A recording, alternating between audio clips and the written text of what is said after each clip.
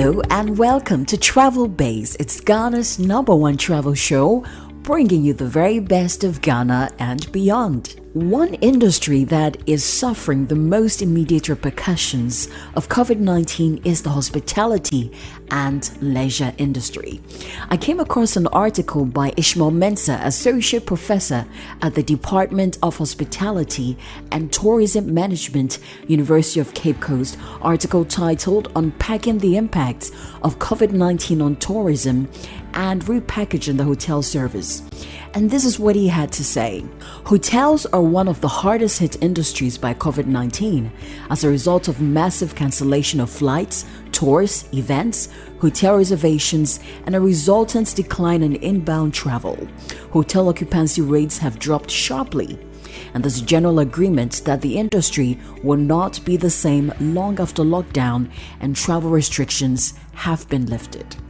My guest today on Travel Base is the president of Ghana Hotels Association, Dr. Aka, and we're talking about the effect of COVID-19 on hotels in Ghana and the way forward. I'll also be joined by a Ghanaian master's student in Huzhou City, Zhejiang Province, mainland China. He has quite a refreshing perspective on life in the city now amidst COVID-19. And our roaming ambassador Meg Benson will be coming our way on Food Buzz with a review of food and places. I'm JJD and this is Travel Base. We start off with Food Buzz with roaming ambassador Meg Benson. Happy weekend! This is the roaming ambassador Meg Benson. I review food and places globally. Call me your food guide. How are you doing in the wake of COVID-19? Are you staying safe? Okay, what are we going to talk about today? Today, I want to take you to Gladys Market. This is a new place I discovered on the Boleshi Street in East Legon. Listen, they have the best yam, chips, and chicken wings. Really good chicken wings. If you are a yam person, really good yam chips. The chicken wings is amazing. You will love it. And if you want extra chicken like I do, ask for the 34 cedis one, all right? That's going to give you 9 pieces of chicken wings. You don't need to get out of your car. You park right in front. They are really nice. Someone is going to come out, take your order. They'll get it done. In less than 15 minutes, you'll be done, you're out, and you will be smiling. Check out Gladys Market and let me know what you think. For visuals, you can visit my Instagram page, roaming_ambassador. Don't forget to follow the page. And let's eat to our heart's content together. Have an amazing, healthy weekend from your favorite foodie. Adios.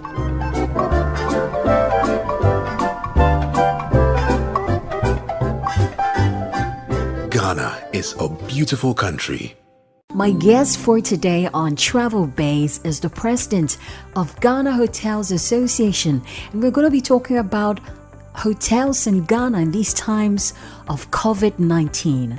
Big thank you to you, Dr. Aka, for joining me on Travel Base. Hi, Jennifer. Hello, Dr. Aka. All around the world, reports show that occupancy in hotels have dropped significantly due to COVID-19. How hard has the hotel industry in Ghana been hit? The hotel industry in Ghana, just like our counterparts all around the world, has been severely hit by COVID-19. Members of the Ghana Hotels Association, and indeed almost all the over 4,000 hotels in Ghana, started feeling the negative impact of COVID-19 from late February 2020, when some hotel rooms, conferences and event reservations were either cancelled or placed on hold. Indeed, the actual and intense heat of COVID-19 on hotels was felt from mid-March 2020, when the president announced the closure of international borders and ban on social gatherings. So several bookings and reservations for conferences and events were cancelled, and occupancy dropped to an all-time low of 10% and below. The lockdown of Accra and Kumasi and the extension of the ban on social gathering saw a significant number of hotels shutting down in the process. So, in a nutshell, one can say that the hotel industry in Ghana is currently on its knees as a result of COVID-19, and a lot of the hotels have been turned into graveyards. Can you share with us some statistics of layoffs in the hotel industry, and do you project more layoffs in the coming months? Well, one of the fallouts of COVID-19 on hotels has been the need for staff rationing. Obviously, with revenue reduced significantly or completely cut off, the hotels had no choice but to undertake staff rationalization. This has been operationalized in two main ways: the temporary layoff and the permanent layoff. Unfortunately, I'm unable to lay a finger on the number of workers who have been laid off temporarily or permanently for that matter. But to give your listeners an idea of what the situation is as far as layoffs is concerned, let's consider the number of hotel establishments in Ghana, which I mentioned currently stands at 4,000 plus. These 4,000 hotels range from budget 1-star and 2-star all the way to 5-star hotels. The budget and 1-star hotels, who form about 75% of the hotels in Ghana, employ on the average 10 workers directly, and that I must say is a very conservative figure, because there are some budget or 1-star hotels that are large and employ even up to 30 or more workers directly. So 75% comes to 3,000 budget and 1-star hotels. So multiply by the average of 10 workers, we are looking at 30,000 workers employed by the budget hotels directly. The 2 and 3-star categories form about 25% of the 4,000 hotels, and they employ on the average, I would say, 30 workers directly. So if we work out the 25% of the 4,000, we are talking about 1,000 2 and 3-star hotels. So if they employ on the average 30, then we're talking about 30,000 direct employees of the 2 and 3-star hotels. When we come to the 4 and 5 stars, they form 5% of the 4,000, and they employ on the average 100 workers directly. So their 5% comes to 200 hotels, and multiply by the 100, that means that they employ about 20,000 workers. So we are talking of a total of about 80,000 direct employees of the hotels, and we estimate that about 60% of these staff have been laid off, either temporarily or permanently, and that brings the figure to about 48,000 layoffs. Unfortunately, we envisage more layoffs. And let me also chip in that, as I kept stressing, these are direct employees, but the hotel industry also has a lot of indirect employees, if we should put it that way. People who are not really on the payroll of the hotels, but then they get their businesses from the hotels. Here we are talking about plumbers, we are talking about electricians, we are talking about vendors, we are talking about painters, we are talking about gardeners, in some cases drivers, suppliers, farmers, and a whole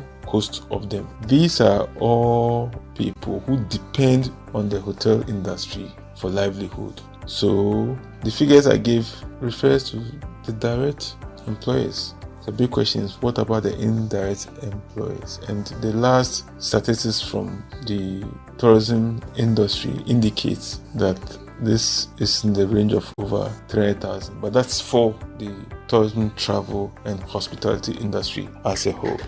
So a big chunk of that will belong to the hotels. Wow, those are some huge numbers. I'd like to know, what are some recovery strategies, if any, that the Hotel Association has up its sleeves? Well, the Ghana Hotel Association, which it could be discussing recovering strategies as far as the impact of COVID-19 is concerned. But unfortunately, the road ahead is so hazy, and the plight of our members stop on our agenda now. So for now, we are more focused on seeking reliefs from the government, such as suspension of some taxes and levies and license fees. And for instance, we pay license fees to various regulatory bodies: Environmental Protection Agency, Food and Drugs Authority, Data Protection Commission, the MMDAs, the Metropolitan Municipal and District Assemblies. And within those assemblies, we have what we call the Business Operating Permit.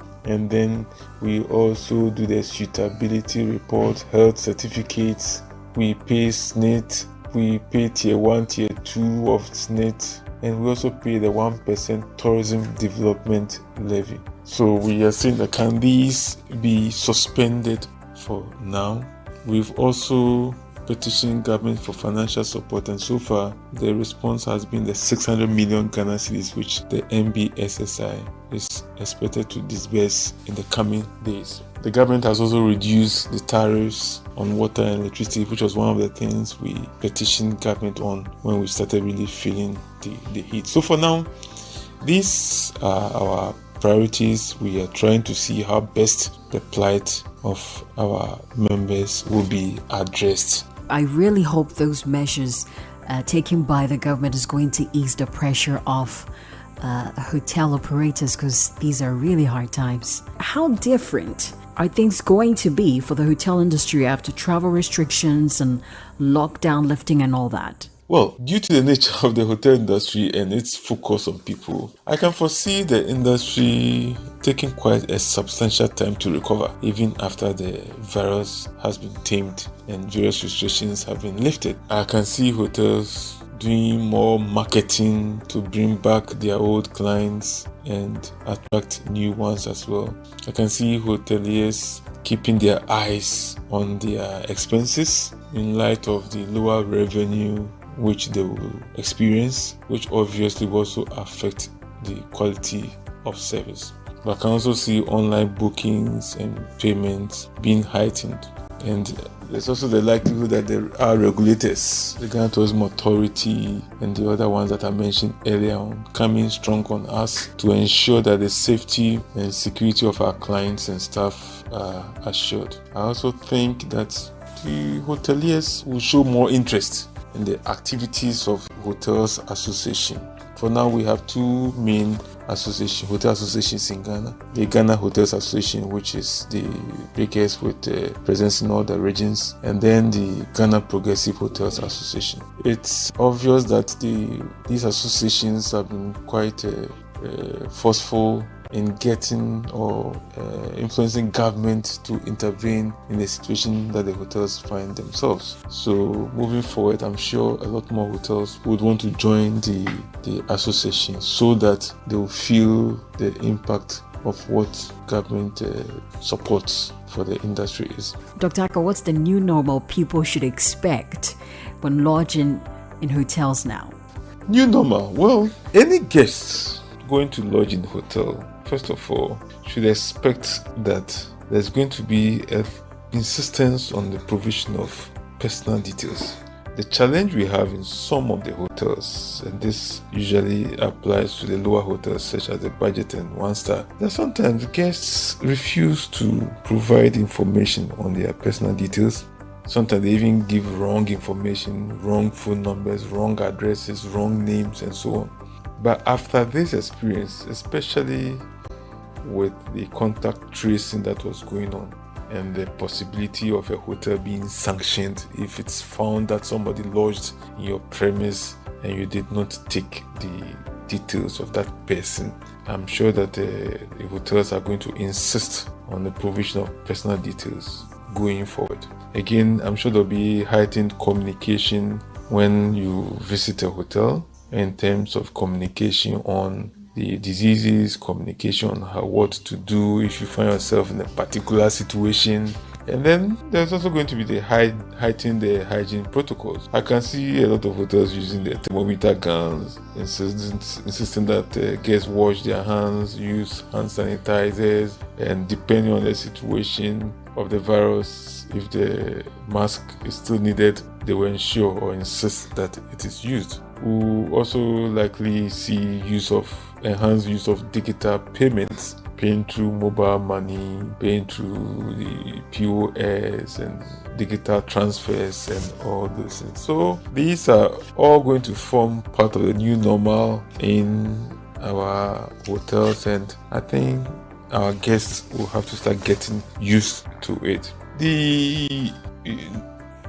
Considering the situation now with tourists not coming into the country as a result of airport and border closures, how are the hotels going to reach out to the domestic market in these times? This is really important to me because I believe that this is a great time for all hands to come on deck in promoting domestic tourism. You're right. You see, the point is that our industry, I'm talking about the tourism hospitality industry, has relied a lot on international visits. So with this experience, I am sure that the industry is going to begin to promote domestic tourism. And indeed, at our meeting, we had the opportunity to meet the president talking about the Ghana Tourism Federation, which is the umbrella body of all tourism trade associations in Ghana. We had the opportunity to meet the president on the impact of COVID-19. One of the things that was pointed out to the president was the need to focus on domestic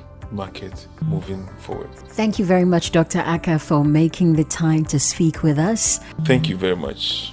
I'm sure we're going to catch up with you again.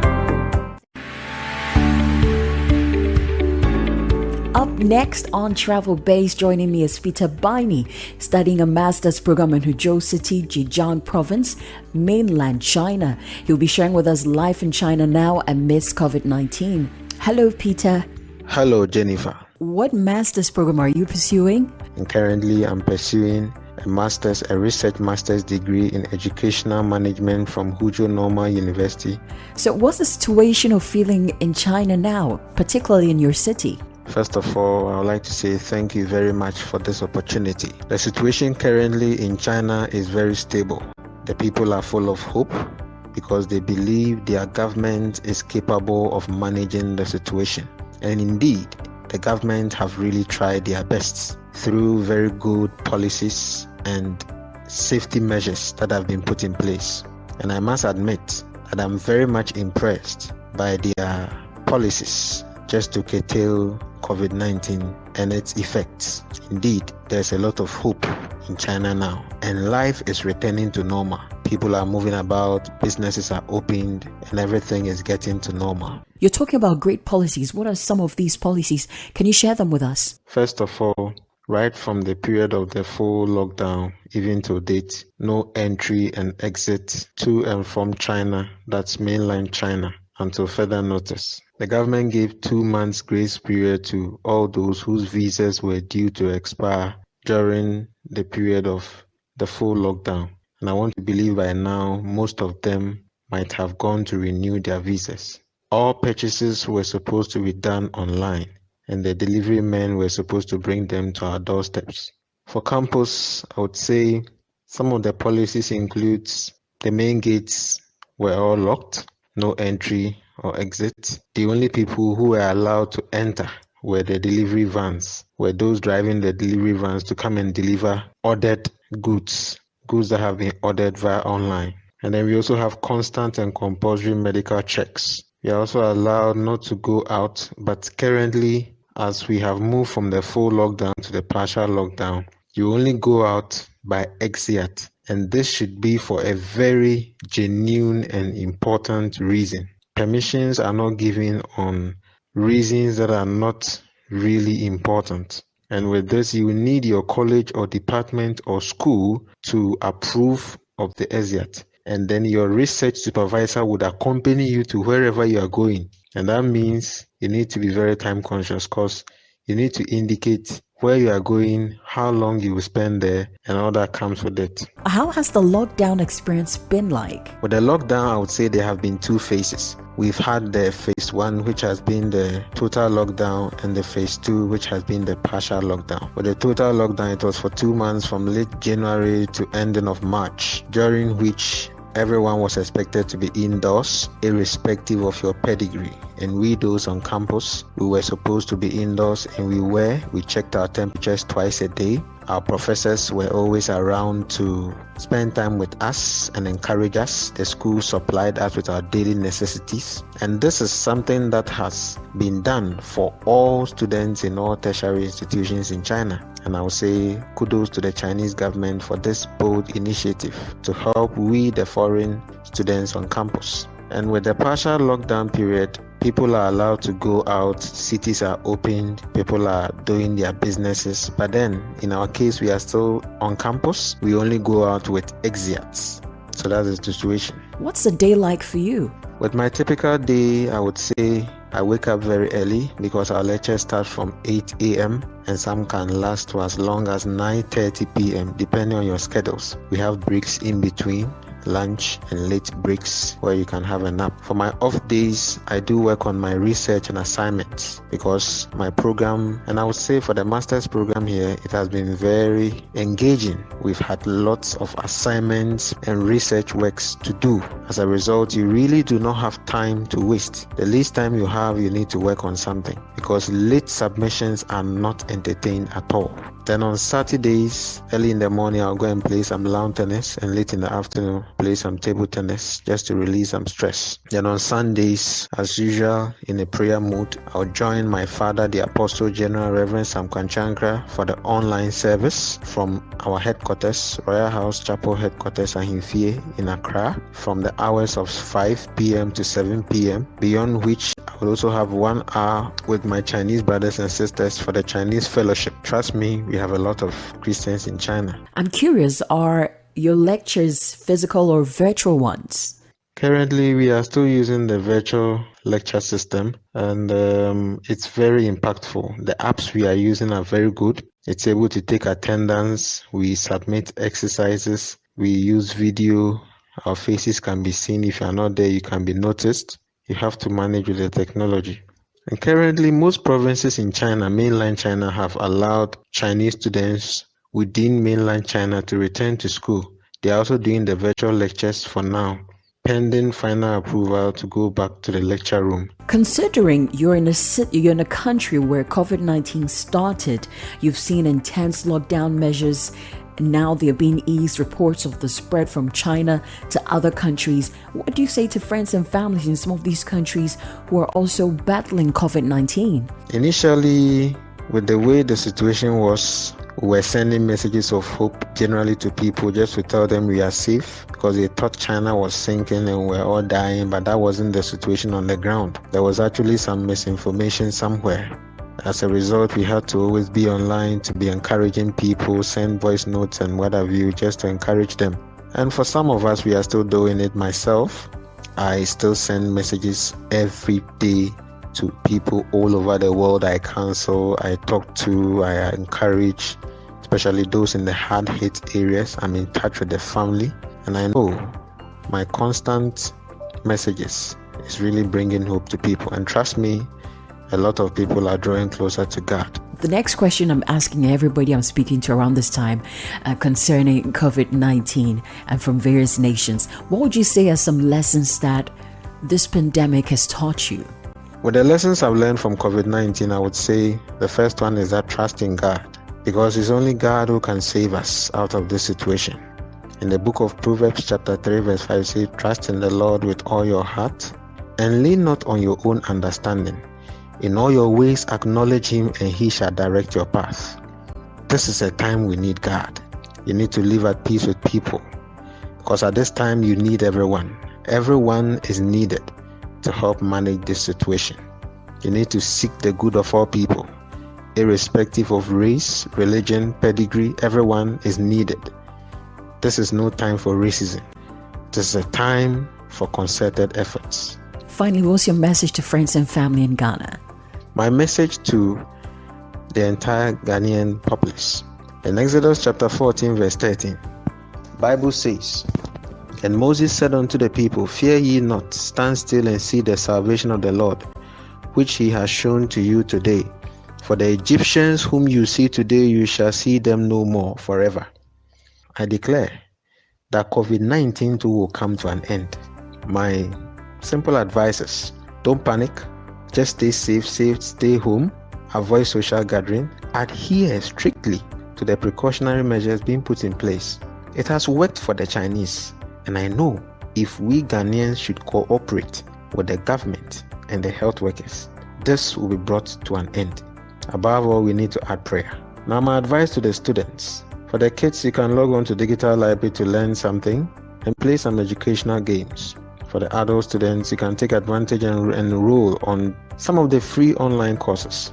Some are from Harvard University, and other courses such as those from Allison, edX, FutureLearn, Class Central, OpenLearn. And for those interested in coding, we have Code Academy, edX, Udemy. For tertiary students, you can work on statistical programs such as SPSS Data to prepare you for your project work and your thesis. For parents, this is a time to spend more time with God and the family, for your children to have that blend and that bond with you. Thank you very much, Peter Biney, for making the time to speak with us on Travel Base.